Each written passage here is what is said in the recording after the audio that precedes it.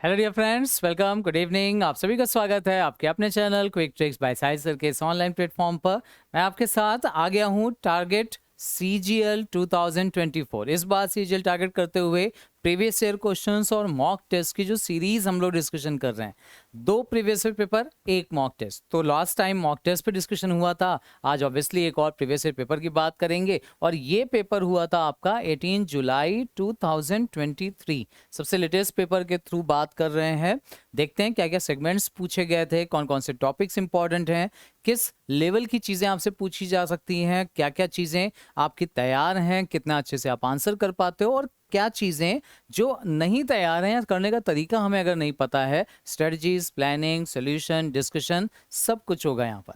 तो फटाफट जुड़ जाइए, शुरू कर लेते हैं सेगमेंट अपना। बट ये ध्यान रखना कि 2 चीज़ों की आपको ज़रूरत पड़ने वाली है। पहला है टॉपिक्स, आपके 1 बाय 1 जो भी सिलेबस में टॉपिक्स हैं वो कवर अप होने चाहिए, और दूसरा इन पे प्रैक्टिस। उसके लिए आपको जरूरत पड़ेगी क्वेश्चंस की। तो क्वेश्चंस तो हम लोग यहाँ पर डिस्कशन कर रहे हैं, क्वेश्चंस की तो कोई कमी है ही नहीं, जहाँ से चाहे आप डिस्कशन कर सकते हैं। हाँ, टॉपिक में अगर आपको कोई प्रॉब्लम फेस करनी पड़ती है, मतलब कोई भी ऐसा टॉपिक, चाहे वो एक्टिव पैसिव हो, डायरेक्ट इनडायरेक्ट हो, सिंटैक्स का पोर्शन हो, कंडीशनल सेंटेंसेस हो, क्वेश्चन टैग्स हो, या फिर वोकैबुलरी का कोई पोर्शन हो, क्लोज टेस्ट, रीअरेंजमेंट, कॉम्प्रहेंशन, कोई भी ऐसा पोर्शन, पार्ट्स ऑफ स्पीच ही क्यों ना ले लिए जाए, जिसमें preposition, article, phrasal verb, gerund, infinitive, participle, ये सब टॉपिक्स बड़ा कंफ्यूज करते हैं। तो अगर आपके साथ भी ये प्रॉब्लम है, टॉपिक्स कैसे कवर करने हैं नहीं समझ में आता है, मतलब हर बार केवल सॉल्व करके ही नहीं या रूल रट कर ही नहीं, भाई अगर रटने की बात होती तो बुक्स हैं, फिर तो बुक्स के थ्रू आप रूल को समझ नहीं सकते, उस पर डिस्कशन नहीं कर पाते हैं। रटना, याद कर लेना वो सोल्यूशन है एक, लेकिन एक्सेप्शंस जब मिलते हैं इंग्लिश में तो प्रॉब्लम शुरू होती है। तो उसका सोल्यूशन हमारे पास जो आपके लिए अवेलेबल है वो है ये SSC का हमारा फाउंडेशन बैच, इंग्लिश का फाउंडेशन बैच, जिसमें बेसिक से लेकर के, देखो पहला ही टर्म लिखा हुआ है बेसिक्स ऑफ ग्रामर, बेसिक से लेकर के कॉजेटिव वर्ब तक के जो हाईएस्ट लेवल के जो टॉपिक्स हैं, including gerund, infinitive, participle, syntax, voice, speech, preposition, question tag, synonyms, antonyms, vocab का पूरा पार्ट, रीडिंग इंप्रूवमेंट का part, one word substitutions, homophones, homonyms तक इंक्लूडेड हैं। प्लस स्पोकन के लिए भी थोड़ी सी चीज़ें मैंने आपके लिए एडिशनली रखी हैं इसमें। अगर आप सीखना चाहते हो ये सारी चीज़ें, तो आपको बस सिर्फ अवेल करना है हमारा SSC का ये फाउंडेशन बैच, एक ऐसा बैच जो आपके सारे के सारे SSC की प्रॉब्लम्स जो भी इंग्लिश में आपको होती है उसका सोल्यूशन है। ठीक है ना? कहाँ से मिलेगा? तो प्ले स्टोर पे जाइए, क्विक ट्रिक्स बाय साहिल सर, इस एप्लीकेशन को डाउनलोड कर लीजिए, और इस एप्लीकेशन से आप सीख सकते हैं आसानी से जो भी टॉपिक्स में आपको प्रॉब्लम हो उनके ऊपर डिस्कशन, बिल्कुल बेसिक से शुरू करके एकदम एडवांस लेवल तक, मतलब जो कुछ भी पूछा जा सकता है, जिस तरीके से भी आपको कंफ्यूज किया जा सकता है, वो सारे के सारे पॉइंट्स मैंने यहाँ पर इंक्लूड कर लिए हैं। इनको करने के बाद एक ऐसा सोल्यूशन है ये, जिसको करने के बाद ना आपको ना किसी और किताब को पढ़ने की अलग से जरूरत पड़ेगी, क्वेश्चंस के लिए आपको जाना पड़ेगा, बट मैंने क्वेश्चंस भी कवर अप किए हैं, ऐसा नहीं कि क्वेश्चंस पे कवर अप नहीं है, बट क्वेश्चंस का तो ये जितना भी ज़्यादा आप प्रैक्टिस करो उतना ज़्यादा अच्छा है। तो क्वेश्चंस तो प्रीवियस पेपर से भी आपको मिल जाएंगे, लेकिन टॉपिक को कवर अप करना, कौन सा लॉजिक कहाँ पर लग रहा है, एलिमिनेशन कैसे होता है, बिना ज़्यादा अपना टाइम वेस्ट किए कैसे आप आंसर्स निकाल सकते हो, इन सब चीज़ों के ऊपर डिस्कशन यहाँ पर आपको मिल जाएगा। ठीक है ना? तो टॉपिक्स अगर कवर अप करने हैं तो ये ऑफर में चल रहा है, अभी अवेल कर लीजिए इसको, बहुत फायदेमंद है, और ये 1 ईयर की वैलिडिटी के साथ आपको मिल जाएगा। ठीक है ना? एक बार का खर्चा है, और साल भर के लिए आप बिल्कुल टेंशन फ्री, मतलब जब तक इंग्लिश आपकी अच्छी नहीं हो जाएगी तब तक आप इसको अच्छे से यूज़ कर लो, और ज़्यादा टाइम लगेगा भी नहीं, बस साथ साथ में एक बार बस आप डिस्कशन कर लो, मेहनत कर लो। और अगर आपको टॉपिक्स कवर्ड हैं, प्रैक्टिस ही केवल चाहिए, तो टारगेट बैच भी अवेलेबल है। CGL 2024 को टारगेट करते हुए CHSL, मतलब SSC का जो भी एग्जाम जिसमें इंग्लिश आनी है वो सब आपका कवर्ड हो जाएगा। ये भी ऑफर प्राइस में अवेलेबल है, this one is for 6 month. लेकिन अगर आप कंबाइन लेना चाहते हैं, सिर्फ इंग्लिश ही नहीं, पूरा का पूरा batch, maths, reasoning, English, GK, तो ये कंबाइंड बैच भी अवेलेबल है। इसमें भी आपको टॉपिक वाइज प्रैक्टिस, कॉन्सेप्ट्स का quickly revision, practice paper, mock test, ये सब कुछ अवेलेबल मिल जाएगा। ठीक है ना? तो ये दोनों ही ऑप्शंस आपके लिए अवेलेबल हैं, इनको आप अवेल कर सकते हो। अच्छा, अब आ जाते हैं अपने प्रीवियस ईयर पेपर पर। देखो, ये क्वेश्चन जो पूछे गए थे 2020 का 3 का पेपर है, तो ध्यान से समझना, वही चीज़ें जो एग्जाम में जैसे करनी है।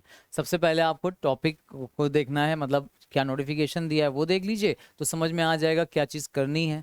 अंडरलाइन पोर्शन का अप्रोप्रिएट मीनिंग बताना है, ये पार्ट अंडरलाइन किया है। अब सेंटेंस पढ़ लेते हैं।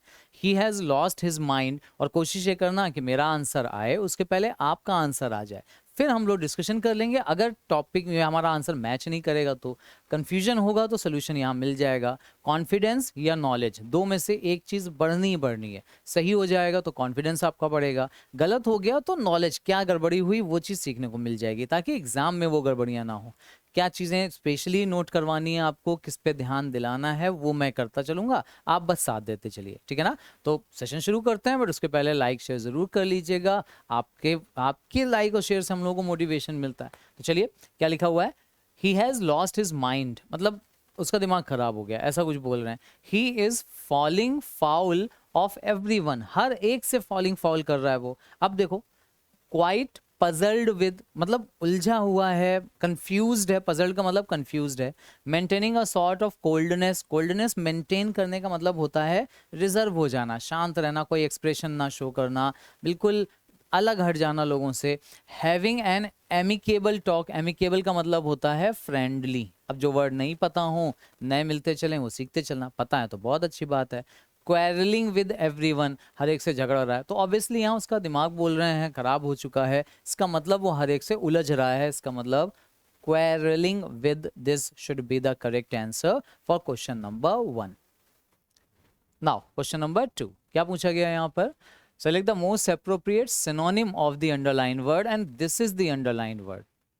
अब अंडरलाइन वर्ड डिग्रेडेशन दिया हुआ है, डिग्रेड करना, ग्रेड का मतलब होता है किसी की वैल्यू, उसको डिग्रेड करना मतलब बदनाम करना, गिराना, नुकसान होना उसका, ये इस सेंस में यूज किया जा रहा है। In the 2030 agenda for sustainable development, member states express their commitment to protect the planet from degradation. planet को डिग्रेड होने से बचाने के लिए उन्होंने कमिटमेंट जो लिया है उसको एक्सप्रेस किया। And take urgent action to on climate change, climate change पे जो जरूरी एक्शन थे उनको लेने की बात की गई है, ठीक है ना। अच्छा, डिग्रेडेशन का मतलब यहाँ पे चूंकि हमसे सिनोनिम पूछा गया है, और ये वर्ड चूंकि निगेटिव है तो निगेटिव ही आंसर भी आना चाहिए। Pollution, planet from pollution, pollution से बचाने के लिए क्लाइमेट चेंज की बात कर रहे हैं, हो तो सकता है।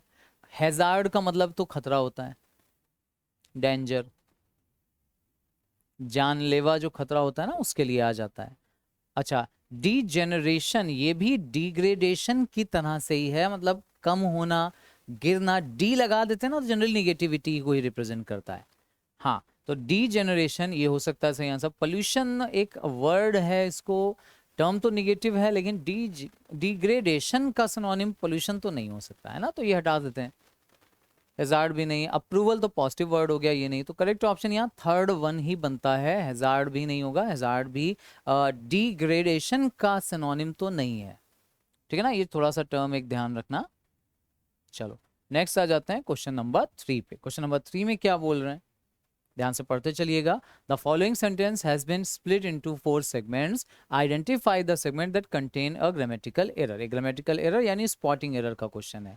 अच्छा, my mother said that Ben will done the assignment today. अब आप देखो, ये क्वेश्चन आपको साफ दिख रहा होगा, यहाँ पर समझ में आ रहा होगा कि विल जब आता है, जो कि एक मोडल ऑक्सिलरी है, और मोडल ऑक्सिलरी के बाद पढ़ाया है मैंने कि जब कोई वर्ब आती है तो वो बेस फॉर्म में आती है। बेस फॉर्म का मतलब उसका कोई फॉर्म चेंज नहीं करना, सेकंड फॉर्म नहीं, थर्ड फॉर्म नहीं, एस या यस भी नहीं लगता, तो ओरिजिनल वाली जो फॉर्म होती है, यानी यहाँ डन नहीं होना चाहिए, यहाँ पे डू होना चाहिए। अब ये क्वेश्चन कौन से टॉपिक से है अगर आप समझो, तो ये किसी एक टॉपिक में नहीं रखा जा सकता। ये मॉडल ऑक्सिलरी का क्वेश्चन हो सकता है, विल का यूज फ्यूचर टेंस में होता है तो ये टेंसेस का क्वेश्चन बन सकता है, ये वर्ब और उनकी फॉर्म का क्वेश्चन बन सकता है, यानी वर्ब चैप्टर से, मॉडल ऑक्सिलरी से, फ्यूचर या टेंसेस से, टाइम एंड टेंस से, कहीं से भी आप रिलेट करके समझ सकते हो। बस ये ध्यान रखना, विल के साथ डू आना चाहिए, यानी option number third should be the correct answer, ठीक है ना। Question number 3, option number 3। 4 में क्या बोल रहे हैं देखते चलिए फटाफट। Select the most appropriate option that can substitute the underline segment. फिर से अंडरलाइन सेगमेंट को रिप्लेस करने के लिए बोल रहे हैं। क्या दिया है, Irene went to office every single day by walk. Okay, every single day by walk, every के साथ नाउन सिंगुलर आता है, ठीक है। Every single day, every single day, every single day, every day single by नहीं, ये option तो गलत है। एवरी सिंगल डे हो सकता है, इन तीन में से एक ऑप्शन होना चाहिए। अच्छा, अभी देखो बाय एक प्रपोजिशन है और अगर इसके साथ कोई वर्ब आती है वॉक, तो प्रपोजिशन के साथ जब वर्ब आती है तो दो केसेस में आ सकती है। अब ये रूल समझने वाला पार्ट है। ये जो पार्ट आया है ये आया है एक्चुअली, इसको भी आप दो चैप्टर्स में रख सकते हो, या तो प्रपोजिशन में या फ्रेजेस में। ईडियम्स एंड फ्रेज का ये एक पार्ट है और कैसे वो मैं अभी देखता हूँ, डिस्कस करता हूँ। तो अगर बाय के साथ वॉक होता तो ये वॉक नहीं वॉकिंग, मतलब जेरंड फॉर्म में आना चाहिए था, ठीक। सिमिलरली बाय की जगह ऑन होता तब भी यहां पर वॉकिंग ही होना चाहिए था। हाँ, अगर टू होता तो बेस वाली फॉर्म आती, यानी वॉक हो सकता था। टू के साथ बेस फॉर्म जिसको इन्फिनेटिव कहते हैं, और बाकी के साथ आईएनजी फॉर्म जिसको हम जेरंड कहते हैं, ठीक है ना। ये कॉन्सेप्ट चलता है, पैटर्न चलता है। तो अभी यहां पर आप देखो बाय अगर सही ऑप्शन होता तो बाय के साथ वॉकिंग लिखा होता, जो कि नहीं लिखा है, तो ये ऑप्शन वैसे भी गलत है। सेकंड में देखो वॉक डायरेक्ट दे दिया गया, ऑन फुट, ऑन वॉक, यहाँ भी ऑन के साथ वॉक नहीं होना चाहिए था। अगर वॉकिंग होता तो यहाँ भी हो सकता था, तो ये वाला ऑप्शन भी एलिमिनेट हो जाएगा। अभी ये जो दो ऑप्शंस बचे हैं, क्या बोला जा रहा है कि इरीन वेंट टू ऑफिस, वो ऑफिस गया हर एक दिन। एवरी सिंगल डे का मतलब है प्रत्येक दिन, हर एक दिन की बात कर रहे हैं। और बाय वॉक फ्रेज नहीं होता, पैदल जाने को बोला जाता है ऑन फुट। बाय फुट या ऑन वॉक नहीं होता, ये बाय वॉक नहीं होता, पैदल जाना। इसके लिए जो फ्रेज आता है, इसलिए मैंने बोला कि ये क्वेश्चन इडियम एंड फ्रेजेस का भी बन सकता है और ये क्वेश्चन प्रपोजिशन का भी बन सकता है, क्योंकि प्रपोजिशन ही अलग अलग जगह पे चेंज किए गए। अब ऑन फुट एक फ्रेज है जिसको याद रखना है, इसका मतलब होता है पैदल कहीं जाना, ठीक है ना। तो वो रोज हर एक दिन पैदल ऑफिस गया, ये बोल रहे हैं। Option number third should be the correct answer. Second वाला भी एलिमिनेट हो जाएगा। नाउ क्वेश्चन नंबर 5, क्या पूछा गया है, select the most appropriate one word substitution. One word substitution का question, something that is absolutely necessary that you can not do without. अब देखो ये पार्ट, अब अगर आपने कल वाली ही क्लास ली होगी तो उसमें आया था ये वर्ड। कोई भी ऐसी चीज जो किसी चीज का अभिन्न हिस्सा है, मतलब ऐसा हिस्सा जिसको आप उससे अलग नहीं कर सकते, बहुत जरूरी हिस्सा है, ऐसा पार्ट जो सेपरेट नहीं हो सकता, उसके लिए जो वन वर्ड आता है इंसुलर। देखो अब एक वर्ड यहाँ पर इंसुलर वर्ड दिया हुआ है, आइसोलेटेड है, इंडिस्पेंसिबल है, इनटॉलरेट, सब इन से या आई से स्टार्ट करके दे दिए गए, केवल इसलिए कि आपको कंफ्यूजन वो क्रिएट कर सकें आपके लिए। बट अगर आप कंफ्यूज नहीं होना चाहते हैं तो वर्ड पता होने चाहिए, और अगर नहीं भी पता है तो बता देता हूं मैं यहाँ पर। देखो आइसोलेटेड का मतलब होता है अलोन, सेपरेटेड, है ना, कोई चीज जो कहीं से अलग हो जाए। आइसोलेशन ये वर्ड बड़ा याद हो गया लोगों को जब से कोरोना की बात हुई है।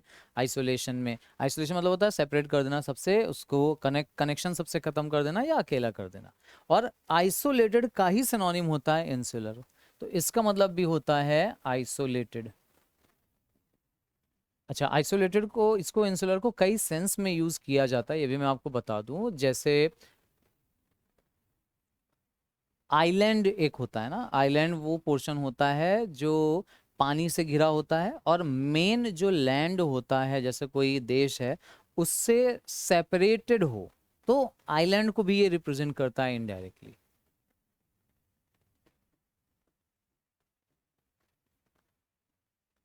आइलैंड टाइप की जो चीज होती है, सेपरेटेड, मेन लैंड से सेपरेटेड, पानी के थ्रू सेपरेटेड हो गई हो, उसको बोल सकते हैं आप इंसुलर। तो ये आइसोलेटेड का ही सिनोनिम होता है। अच्छा, इंडिस्पेंसिबल मतलब होता है किसी भी चीज का जरूरी हिस्सा, तो ये नेसेसरी वाला जो वर्ड है वो इसके लिए आ जाएगा, यही होगा सही आंसर। इनटॉलरेंट का मतलब, टॉलरेंट तो आपको पता है जो बर्दाश्त नहीं करते, ठीक है ना, किसी चीज को सहन नहीं करते। सहनशीलता जिनके अंदर नहीं होती, ठीक है ना, चीज़ों को बर्दाश्त नहीं करने वाले होते हैं, उनके लिए आता है। तो इनटॉलरेंट भी सही आंसर यहाँ पर नहीं होगा, या सिलेटेड हट जाएगा, इंसुलर हट जाएगा। Indispensable should be the correct answer for question number 5। 6 की बात कर लेते हैं। The following sentence has been divided into parts. एक सेंटेंस को कुछ पार्ट्स में डिवाइड किया गया है, ठीक है ना। अब उनमें से किसी एक पार्ट में एरर हो सकती है, वो पार्ट डिसाइड करना है, और अगर कोई एरर नहीं मिलती है तो नो एरर का ऑप्शन भी हो सकता है, ठीक है ना। अब क्या है सेंटेंस, देखो यहां से शुरू है।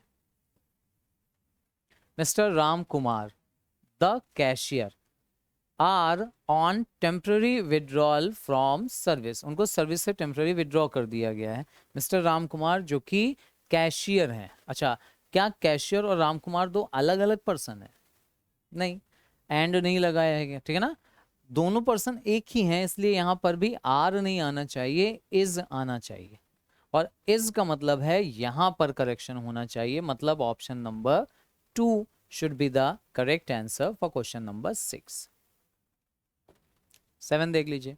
The given sentence has some words with incorrect spellings. अच्छा, एक सेंटेंस है ये वाला sentence, the agreement was terminated by mutual consent. Okay, mutual की देखो स्पेलिंग की गड़बड़ यहाँ लिखी हुई है।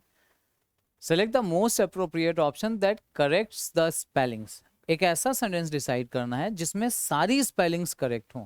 द की स्पेलिंग, अग्रीमेंट की स्पेलिंग, वॉज की, टर्मिनेटेड की, बाय की, म्यूचुअल की, कंसेंट की। अब ये वाला पार्ट तो यहाँ म्यूचुअल की वजह से गड़बड़ हो गया, ये गड़बड़ है। यहाँ देख लेते हैं, the agreement was terminated by mutual consent, ठीक है, ये हो सकता है। The agreement was terminated by mutual consent, okay. अच्छा, यहाँ देखो टर्मिनेटेड में टी ई दिया, यहाँ टी आर दिया, तो टर्मिनेटेड की ये वाली स्पेलिंग तो गड़बड़ है। टर्मिनेटेड में टी ए नहीं होता, अग्रीमेंट में डबल ई होता है, तो ये वाली स्पेलिंग यहाँ से गलत हो गई। The agreement was terminated by mutual consent में सी नहीं होता, एस होता है, तो ये वाली स्पेलिंग यहाँ से गलत हो गई। तो मतलब फोर्थ ऑप्शन गलत है, थर्ड ऑप्शन गलत है, सेकेंड ऑप्शन गलत है, first one is the correct answer. देख लीजिए, agreement was terminated by mutual consent. Mutual consent का मतलब होता है आपसी सहमति, तो आपस की जो सहमति बनी उससे, आपस की सहमति से अग्रीमेंट को टर्मिनेट कर दिया गया, ठीक है ना। Question number 7 option number first. 8th की बात कर लेते हैं। 8th में क्या बोल रहे हैं, select the option that can be used as a one word substitution. अच्छा, वन वर्ड सब्स्टिट्यूशन का है, group given group of words के लिए एक वर्ड डिसाइड करना है।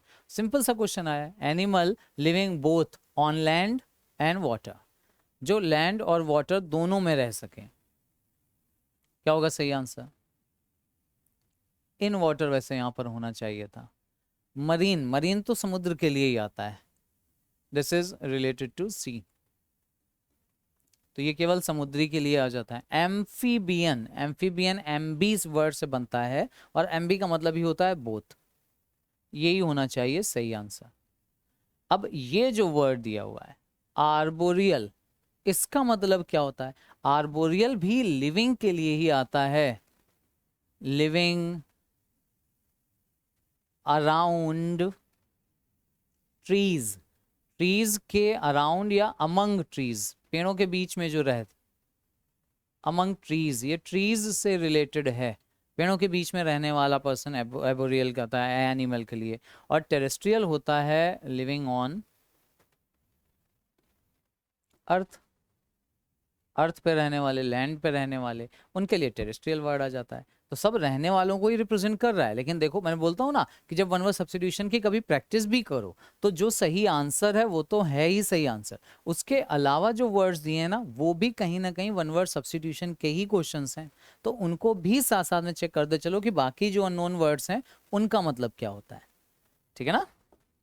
नेक्स्ट देख लीजिए, क्वेश्चन नंबर 9 में इनकरेक्टली स्पेल्ड वर्ड पूछा है, किसकी स्पेलिंग इनकरेक्ट है। इसका मतलब ये है कि बाकी जो वर्ड होंगे ना उन सबकी स्पेलिंग सही होगी, एक ही वर्ड ऐसा है जिसकी स्पेलिंग इनमें से इनकरेक्ट है। डिसाइड करिए। अब एवरिस वर्ड दिया हुआ है, एडवर्स वर्ड दिया हुआ है, जस्टिफाई करिए। बिग वर्ड दिया हुआ है और एडमोनिश वर्ड दिया हुआ है। एडवर्स, एडवर्स का मतलब आपको पता है अपोजिट या कठिन होती हैं, विपरीत, हार्ड, कठिन परिस्थितियों को बोलते हैं ना, एडवर्स सिचुएशन, कंडीशंस। एवरिस होता है लालच, लेकिन इसमें स्पेलिंग में यहाँ पर सी होता है, एवरिस, AVARICE, एवरिस, एवरिस का मतलब होता है लालच। तो यही ऑफ कोर्स इनकरेक्ट है, तो ये वाला सही आंसर हो जाएगा। अच्छा, इन वर्ड्स का मतलब अगर बाकी का नहीं पता है तो भी जान लीजिए। एडमोनिश का मतलब होता है किसी को डांटना, स्कोल्ड करना। चाइड भी इसका सिनोनिम होता है, फटकार लगाना। रिब्यूक आप बोल सकते हो, रिब्यूक का मतलब भी होता है फटकार लगाना, ठीक है ना। हाँ, और बीक भी जो वर्ड आता है ये आता है येलोइश कलर जो होता है, येलोइश ग्रे कलर को बोला जाता है। Yellowish grey colour is called beige. Yellowish grey colour को बोला जाता है बीक, ठीक है ना। ये वर्ड ध्यान रखिएगा। सही आंसर यहाँ पे फर्स्ट वाला होगा, क्वेश्चन नंबर 9 का। क्वेश्चन नंबर 10 की बात करें, select the most appropriate option that can substitute the underline segment. Underline segment को सब्स्टिट्यूट करना है। सही अगर दिया हुआ है पार्ट, कोई गलती नहीं है अंडरलाइन पार्ट में भी, तो no substitution. The company decided to sell their stake in their subsidiary. अच्छा, company decided to sell their stake. अब ये जो देयर वर्ड है, इसको अगर आप ध्यान से देखो तो ये एक प्लूरल वर्ड है, जबकि आना चाहिए ये कंपनी के लिए, और कंपनी सिंगुलर है। तो कंपनी जब सिंगुलर है तो इसके लिए यहाँ पर देयर और ये देयर वर्ड भी इनकरेक्ट होंगे। यही यहाँ पे एरर पूछी गई है। ऑप्शंस पे जाओगे तो यहाँ देयर दिया है, यहाँ इट्स दिया है, ऑब्वियसली कंपनी के लिए इट्स आना चाहिए। देयर यहाँ भी गलत है, तो ये ऑप्शन खत्म हो गया। सेकंड में देखो, नो सब्स्टिट्यूशन दिया है, दोनों जगह देयर होगा नहीं, तो ये ऑप्शन 100% रॉन्ग है। थर्ड में आप देखो तो यहाँ इट्स दिया और यहाँ देयर कर दिया गया है, ये भी ऑप्शन गलत है। होना एक्चुअली दोनों ही जगह पर इट्स चाहिए, इसका मतलब सही आंसर होगा option number 4। Question number 10, option number 4 is the correct answer. Question number 11, select the most appropriate option that can substitute the underline segment. फिर से अंडरलाइन सेगमेंट को सब्स्टिट्यूट करना है। अच्छा, इन टाइम्स ऑफ डिफिकल्टी। अच्छा, इसके पहले जो क्वेश्चन हम लोगों ने ये पढ़ा, ये क्वेश्चन आया किस चैप्टर से, इसको जरूर ध्यान रखना। This is a question of pronoun, pronoun का क्वेश्चन है ये। अच्छा, इन टाइम्स ऑफ डिफिकल्टी, जब मुसीबत का समय आता है, she prays for an oracle to guide her. वो ओरेकल, वैसे तो ओरेकल जो भविष्यवाणी करते हैं एक गॉड ही एक तरह के होते हैं, उनसे गाइड करने के लिए मतलब गॉड से प्रे करती है।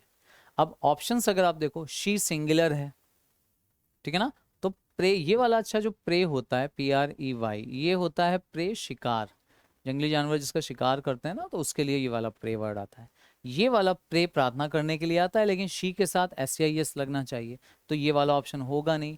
प्रेज का मतलब तारीफ करना होता है, एडमायर, प्रेज, अप्रिशिएट वाला। यहाँ भी SCIS लगा होता तब हो सकता है, ठीक है ना। या तो पास्ट टेंस में ले जाओ, पास्ट टेंस का कोई ऑप्शन दिया नहीं है। प्राइस का मतलब तो कीमत होता है, वैल्यू, तो बचा ऑप्शन ये वाला। Fourth one should be the correct answer for question number 11। Clear. 12 की बात कर लेते हैं। Select the option that expresses the given sentence in passive voice. बहुत बेहतरीन सेंटेंस है पैसिव वॉइस का। Rahul knows, rose is the first form, और अगर वर्ब की फर्स्ट फॉर्म आई है तो डेफिनेटली यहाँ बी की भी फर्स्ट फॉर्म आएगी, और फर्स्ट फॉर्म का मतलब है इज MR। अब ये अगर आपको पता है ट्रिक्स तब तो बहुत आसान है, नहीं पता है तो भैया एक बार फाउंडेशन बैच ज्वाइन करो, उसमें मैंने पढ़ाया, ये सब देख के डिसाइड करने लग जाओगे। क्या होगा, इज MR आना चाहिए और वर्ब की थर्ड फॉर्म आनी चाहिए। अब देख लो, यहाँ वॉज दिया है, ये ऑप्शन एलिमिनेटेड। यहाँ इज दिया है, हो सकता है यहाँ इज MR कुछ है ही नहीं, यहाँ हैज दिया है, सब गलत। Second one should be the correct answer. खत्म, चुटकियों में निपटाइए इसको।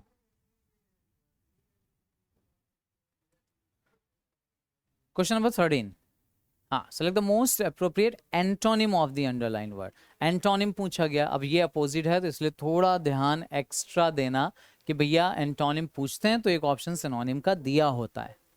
The love between them is blooming, जो उनके बीच का प्यार है वो ब्लूम कर रहा है, मतलब फल फूल रहा है, फलना फूलना।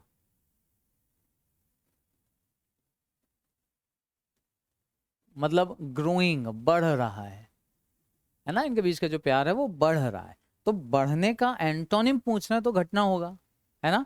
अब फ्लरिश का मतलब ही होता है ब्लूमिंग, ये सिनोनिम ही मान लो, दिस इज द सिनोनिम। पूछा गया एंटोनिम तो ये ऑप्शन खत्म कर देते हैं। स्प्राउटिंग, स्प्राउट निकलना, इसका मतलब अंकुरित होना, अंकुरित नहीं होना, उसमें से अंकुर निकलना। अंकुरित मतलब होता है छोटे छोटे नहीं पौधे निकलने लगते हैं बीज से। ग्रोइंग भी बढ़ना होता है, ये भी सिनोनिम ही है। पूछा गया एंटोनिम फेडिंग, फेड मतलब होता है हल्का होना।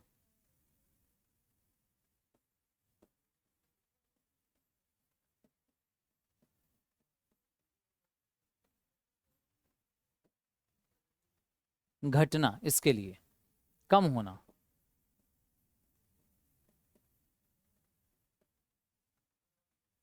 हाँ, घटना या कम होना, फेडिंग। तो ये होगा हमारा सही आंसर क्वेश्चन नंबर 13 का। नाउ 14 की बात करें, सेलेक्ट द मोस्ट अप्रोप्रिएट। फिर से देखो एंटोनिम पूछा गया, underline word. The truck was carrying a heavy load, heavy का मतलब भारी है, अपोजिट पूछ रहे हैं, बच्चों वाला क्वेश्चन हो गया ये तो बिल्कुल। मैसिव बड़ा होता है, लार्ज भी बड़ा हो जाता है, लाइट हो जाएगा हैप्पी का अपोजिट, हैवी का दिस इज हल्का, ठीक है ना, light. This should be the correct answer 14 का। 15 का बता दीजिए, select the most appropriate meaning of the given idiom. अच्छा, to be in two minds, two minds होना, इसका मतलब इधर की भी सोच रहे हो उधर की भी, मतलब आप कोई चीज डिसाइड नहीं कर पा रहे हो। दो नाव पे सवारी करना, ये इस तरीके से रिलेट कर दो। तो क्या लिखा है, to be dominated by someone, किसी के से डोमिनेट होना, डोमिनेट होना मतलब कुचलना, दबाना, है ना, वो होगा नहीं option. To work on somebody else's advice, किसी और की एडवाइस पे काम करना, नहीं। To be in a critical state, critical मतलब वही परेशानी वाली हालत में होना। To be uncertain, yes, uncertain होना मतलब नॉट डिसाइडिंग, जब आप डिसाइड नहीं कर पा रहे हो, दो ऑप्शन तीन ऑप्शन के बीच में कंफ्यूज हो जाओ, उसके लिए आता है to be in two minds. देख लीजिए, पहचान लीजिए, क्वेश्चन नंबर 15 का सही आंसर होगा टू बी अनसर्टेन। तो ये ध्यान रखना, to work on somebody else advice का मतलब होता है किसी और की एडवाइस के हिसाब से काम करना, ये होगा नहीं। डोमिनेटेड मतलब होता है किसी से सताया जाना, परेशान किया जाना, डोमिनेट दबाना, कुचलना, इसके लिए। और क्रिटिकल स्टेट मतलब होता है खराब हालत में होना, ठीक है ना, क्रिटिकल कंडीशन आपने सुनी भी होगी, एक्सीडेंट्स के टर्म में भी यूज होता है। तो करेक्ट ऑप्शन यहाँ फोर्थ वाला, अनसर्टेन होना, नॉट डिसाइडिंग। क्वेश्चन नंबर 16 में पैराग्राफ दिया है जंबल ऑर्डर में, अच्छा मतलब रीअरेंजमेंट का क्वेश्चन आया है। चलो सेंटेंसेस देखते हैं, ऑप्शंस में थोड़ी सी हेल्प हो सकती है डेफिनेटली अगर हो पाएगी। देखो, डी से शुरू हो सकता है, ए से शुरू हो सकता है, बी से और डी से, सी से नहीं शुरू होगा। The shopman was very interested in selling this creamy box to her as she would gain a big margin. The man on the counter showed her an exquisite little enamel box with a very fine glaze as if baked in cream. Okay, as if का मतलब मानो इस तरीके से, as the box was too expensive, priced 78 अच्छा guineas, she आज the shopkeeper to keep it for her, उसने बोला कि रख लो मेरे लिए, मतलब बेचना नहीं इसको। She went inside a little antique shop in Curzon Street. This was the usual shop where the shopkeeper was ridiculously fond of serving her. Ridiculously मतलब होता है मजाकिया लहजे में उसको सर्व करता था, उसको सामान देता था, ठीक है ना। अब आप इन सब में अगर शुरुआत देखोगे तो I am sure box expensive था, उसने बोला रख लेना, दिखाया उसको बॉक्स, क्रीमी बॉक्स था, ये सब चीज़ें होंगी बाद में, पहले वो शॉप के अंदर जाएगी, शी वेंट इनसाइड, यानी शुरुआत डी से होनी चाहिए, और डी से शुरुआत दो जगह है, यानी थर्ड वाला ऑप्शन सेकंड वाला ऑप्शन दोनों खत्म। क्लियर। अब या तो डी सी होगा या डी बी होगा। देखो, बी ए सी, सी बी ए, इन दोनों में से हमें वर्ड डिसाइड करना है। अब आप खुद देखो, डी के बाद सी पढ़ोगे अगर, as the box was too expensive, ठीक है ना, जो बॉक्स था द बॉक्स, हाँ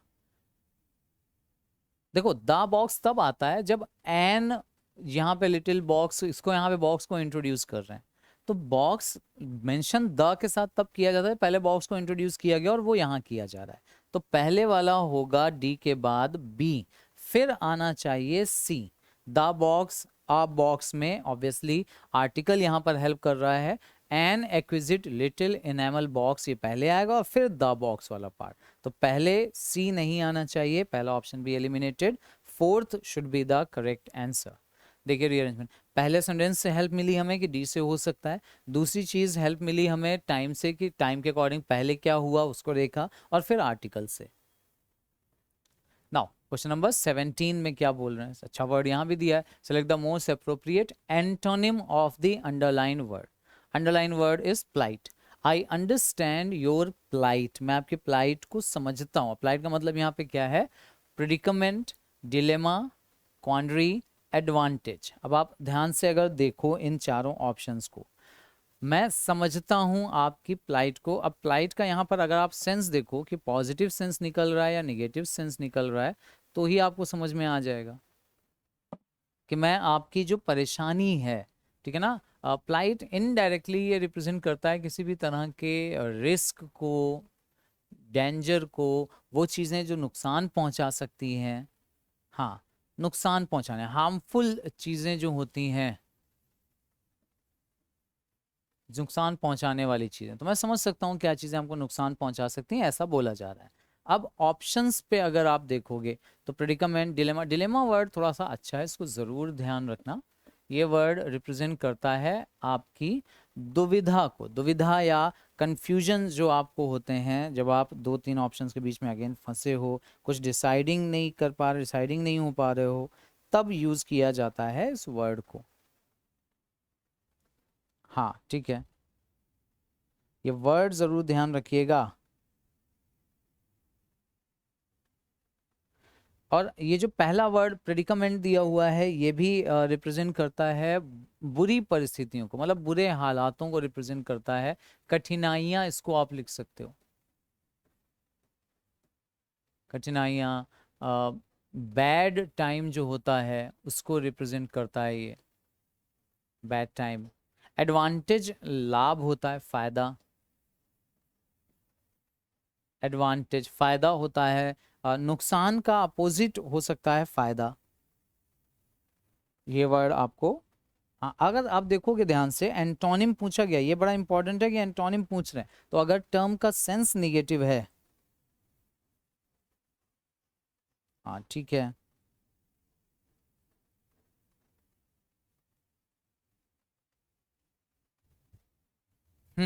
क्वांड्री, ये जो वर्ड दिया हुआ है ना क्वांड्री, इसको भी आप कहीं ना कहीं जब कुछ डिसाइड ना कर पाओ, मतलब अगेन कंफ्यूजन या दुविधा, डिलेमा का ही सिनोनिम इसको भी मान सकते हो, कंफ्यूजन के सेंस में आता है ये वाला भी। तो अगर आप देखो प्रेडिकमेंट, कठिनाइयां है, दुविधा है, कंफ्यूजन है, ये सब निगेटिव ही हो गए टर्म, मतलब ये तीनों ही ऑप्शन जो दिए हुए हैं ना, ये सब इसके सिनोनिम्स दे दिए हैं। तो हमें चाहिए एंटोनिम, और जो नुकसान पहुंचाने वाली चीजें उसका अपोजिट होता है फायदेमंद चीजें, और वो फायदा दिया हुआ है एडवांटेज में। Fourth should be the correct answer for 17।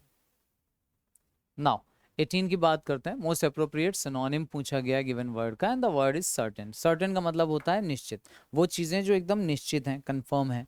अब उसका अपोजिट पूछा गया है, बताइए। अप्रूवल का मतलब होता है किसी चीज को मंजूरी दे देना, अप्रूव कर देना, स्वीकार, ऐसे बोल लो, स्वीकार करना। डिफिनिट मतलब निश्चित हो गया। डाउटफुल, संदेहास्पद, मतलब जिसको लेकर के डाउट हो।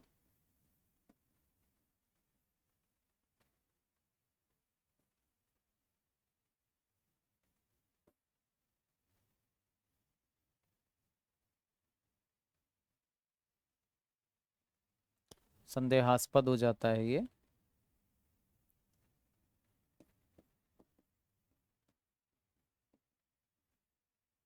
और कॉशियस, सावधान वाला। तो यहाँ पर चूंकि सिनोनिम पूछा गया सर्टेन, निश्चित का, तो निश्चित का जो सर्टेन का सिनोनिम होगा वो डेफिनेट ही हो सकता है, बस, है ना। निश्चित, सर्टेन मतलब भी फिक्स होता है, निश्चित होता है। डाउटफुल इसका एंटोनिम हो जाएगा, तो अगर एंटोनिम पूछा गया होता तो ये वाला आंसर टिक करते। ये सीखने वाला पार्ट है कि जब सिनोनिम देते हैं तो एक ऑप्शन एंटोनिम का, जब एंटोनिम दे देंगे तो एक ऑप्शन सिनोनिम का, उसमें 100% होता है। 19 की बात करें, most appropriate option that can substitute the underline segment. फिर से the karaoke program was planned by the club, ठीक है, was a grand success. Okay, was already दिया हुआ है वर्ब यहाँ पर, तो ये वाला वाज दोबारा लगाने की जरूरत नहीं थी। मतलब एक ही, दोनों का सब्जेक्ट जब कॉमन है तो दोबारा वॉज नहीं लगाते। हाँ, और ये मैंने पार्टिसिपल जब डिस्कशन किया था तो इस तरह का एक क्वेश्चन भी कराया था।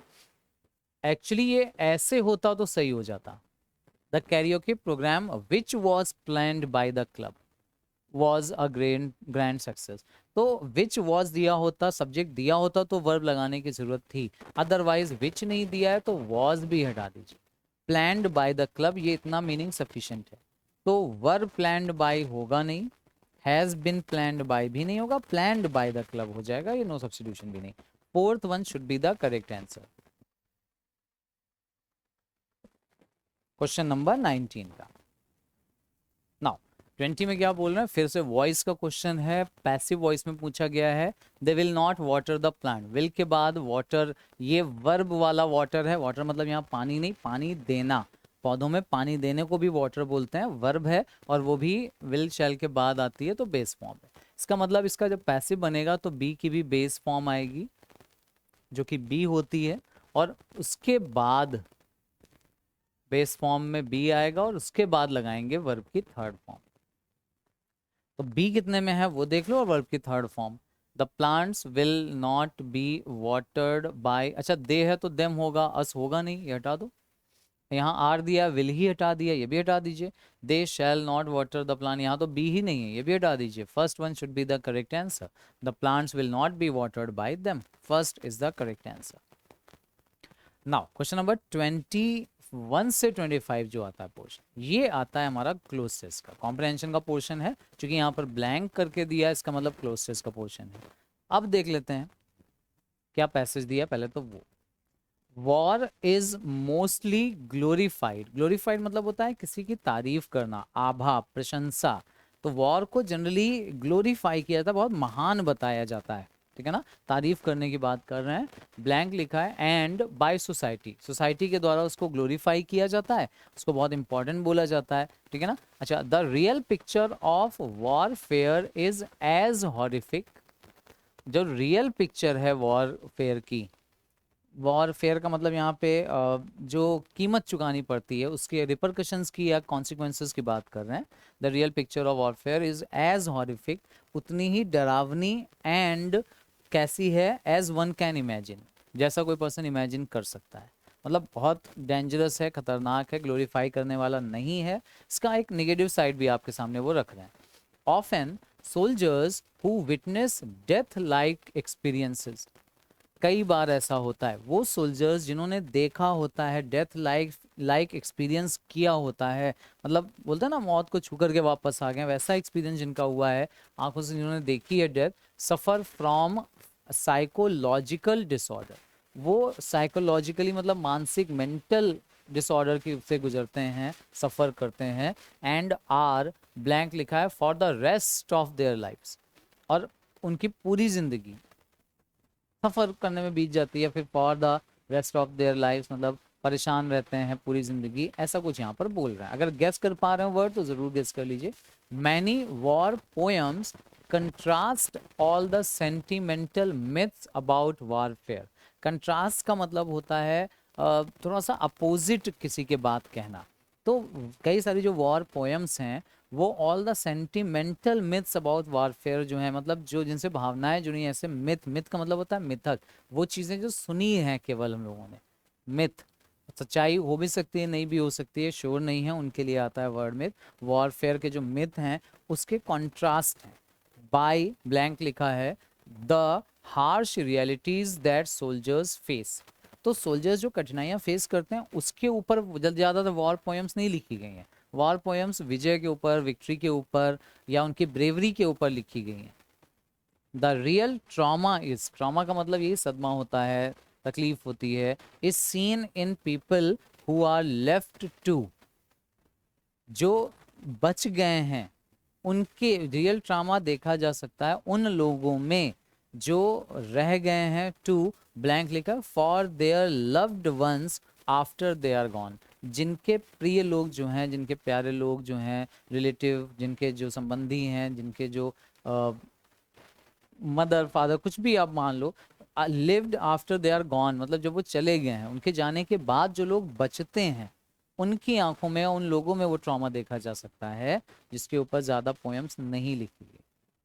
ऐसा कुछ यहाँ पर पैसेज में बात कह रहे हैं, ठीक है ना। तो सेंस तो ये समझ में आया। अब ऑप्शंस के थ्रू देखते हैं जरा पैसेज में क्या क्या चीजें दी हैं। War is mostly glorified and sharpened, sacrificed, cemented and eulogised. Eulogised word है, देखिए ध्यान से बताइए क्या होना चाहिए सही आंसर, जो भी आपको लगे। आप रख कर भी देख सकते हो, कोई इश्यूज नहीं है उसमें।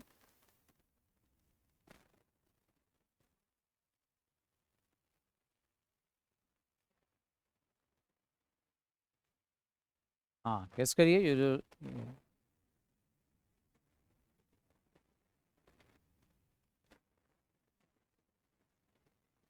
अब यूलोजाइज्ड वर्ड ही, सीमेंटेड तो मतलब होता है किसी चीज को एकदम सीमेंट की तरह जमा देना, ठीक है ना। शार्पन तेज, तीखा करने, सेक्रीफाइस त्यागने के लिए,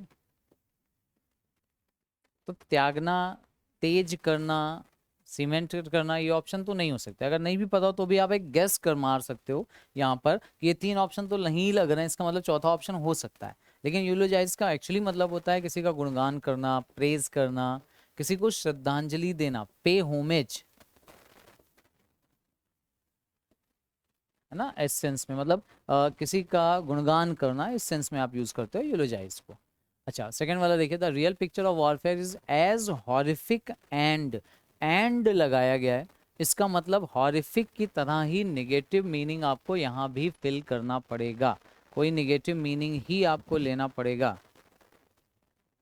गेस करिए कहाँ पर नेगेटिव मीनिंग दिया हुआ है। लेंथनिंग मतलब होता है लेंथ बढ़ाना, किसी चीज को लंबा करना, लेंथ बढ़ा देना। इंस्पायर करना, मोटिवेट करने से रिलेटेड है ये। मोटिवेट करना मतलब किसी को इंस्पायर करना का मतलब सेम, दोनों एक जैसे। मोटिवेट करना, इंस्पायर करना, किसी को बहुत ज़्यादा इनकरेज करना, बढ़ाना उसको। और है, अच्छा ये वर्ड हार्कनिंग, ये जो हार्कनिंग वर्ड है ये एक्चुअली इसकी स्पेलिंग आप इससे याद रखो, हियरकनिंग से। हियरकनिंग का मतलब हियर से अगर आप याद रख पाए, ये इसी की स्पेलिंग ऐसे लिख दी जाती है, इसका मतलब ही होता है हियर, सुनना। जब जब कोई पर्सन कुछ डिस्क्राइब करता है और आप सुनते हो तो उस एक्शन के लिए बोला जाता है वर्ड हार्कनिंग, हियर या लिसन के सेंस में। और डिवेस्टेटिंग ये जो वर्ड है ये तबाही, विनाश, प्रलय, र्यून के सेंस में आता है, बर्बाद कर देना। तो अब आप नेगेटिव सेंस में अगर देखोगे तो मोटिवेट करना हॉरिफिक का नहीं होगा, एंड डिवेस्टेटिंग सही आंसर होगा थर्ड वन, ठीक है ना। इतना डिवेस्टेटिंग और हॉरिफिक हो सकता है, डरावना हो सकता है जितना कोई पर्सन इमेजिन कर सकता है, ठीक। Often soldier who witness death light experiences suffer from psychological disorder and are or are creeped, numbed, shelled, hardened for the rest of their lives. पूरी जिंदगी के लिए वो क्या हो जाते हैं, ये आपसे पूछा जा रहा है।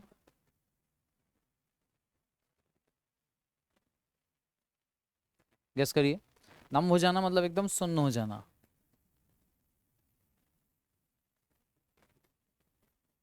मतलब सेंसेस खत्म हो जाते हैं उस सेंस में। हम्म। क्रीप, क्रीप का मतलब क्रीप रेंगने के सेंस में भी आता है, क्रीपिंग। शेल, शेल का मतलब होता है कवर कर लेना, अपने आप को सुरक्षित कर लेना, ढक लेना, सुरक्षित कर लेना। हार्डनिंग मतलब होता है मजबूत करना। अब आप खुद देखो, साइकोलॉजिकल डिसऑर्डर से सफ़र करते हैं और पूरी ज़िंदगी के लिए हाँ उस चीज़ को फील करते हैं, मतलब फेस करते हैं, सुन्न हो जाते हैं, उसके लिए इनसेंसिटिव हो जाते हैं। सुन्न, yes. Numb should be the correct answer for question number 23, third blank के लिए। फोर्थ के लिए देखिए, many war poems contrast all the sentimental myths about warfare by blank लिखा है the harsh realities, harsh realities.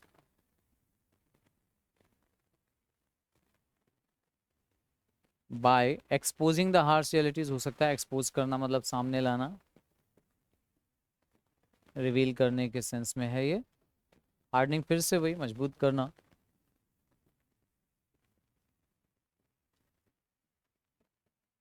Being तो होने के लिए आ जाता है,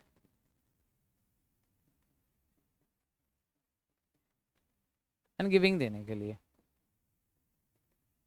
देख लो, myth about warfare by harsh realities को आप और मजबूत नहीं करते, आप हार्श रियलिटीज होने की बात नहीं करते। हाँ, एक्सपोजिंग सामने लाती है, मतलब कई सारी वॉर पोएम्स ऐसी हैं, contrast all the sentimental myths about warfare by exposing the harsh realities. ठीक है, first one should be the correct answer for option number 4। And fifth वाला अगर गेस कर पा रहे हैं, the real trauma is seen in people who are left to, जो बच्चे रहते हैं कि सोचने के लिए कि उनके लव्ड वन चले गए, नहीं, मेमोराइज याद करने के लिए, रेसिस्ट तो होता है प्रतिरोध करना। आप देखो जो लास्ट में लोग बचते हैं ना, वो जिन लोग चले गए हैं उनको लेकर के शोक मनाते हैं, और उसके लिए वर्ड दिया हुआ है मोर्न। हाँ, शोक मनाने के लिए वर्ड आता है मोर्न। आई थिंक यही होना चाहिए सही आंसर, कि जो लोग बच जाते हैं वो फिर इन चीज़ों को लेकर के इनका शोक मनाते हैं कि उनके लव्ड वंस उनको छोड़ करके चले गए। क्लियर? मेमोराइज का मतलब होता है याद करना। ऑब्वियसली याद करने वाला ऑप्शन भी हो सकता था, memorise for their loved ones, नहीं, मेमोराइज फॉर नहीं होता, memorise their loved ones direct हो सकता था। क्लियर? आई थिंक ये ऑप्शंस ध्यान रखिएगा एक बार। 25 क्वेश्चंस इंपॉर्टेंट हैं, प्रैक्टिस करिएगा, रिवीजन ज़रूर कर लेना एक बार इनकी। जो फ्रेजेस या वर्ड्स नहीं पता हो उनको एक बार रीचेक ज़रूर कर लीजिएगा, और कलेक्शन ज़रूर रखना है इनका अपने पास, ठीक है ना, क्योंकि कौन सी वो कैप कहाँ पर कैसे काम आएगी वो ऐसे आप यहाँ पर नहीं बता सकते। हाँ, याद करके रखेंगे तो डेफिनेटली कहीं ना कहीं हेल्पफुल ज़रूर होंगी। ठीक है, चलिए कंटिन्यू रखेंगे इसी सेगमेंट को, आगे भी प्रैक्टिस करते चलिएगा। ऑल द वेरी बेस्ट आप सभी के एग्जाम्स के लिए। थैंक यू वेरी मच जुड़ने के लिए, keep practising, like share please कर लीजिएगा, and thank you very much, thanks बेटा, take care, see you in next class, take care.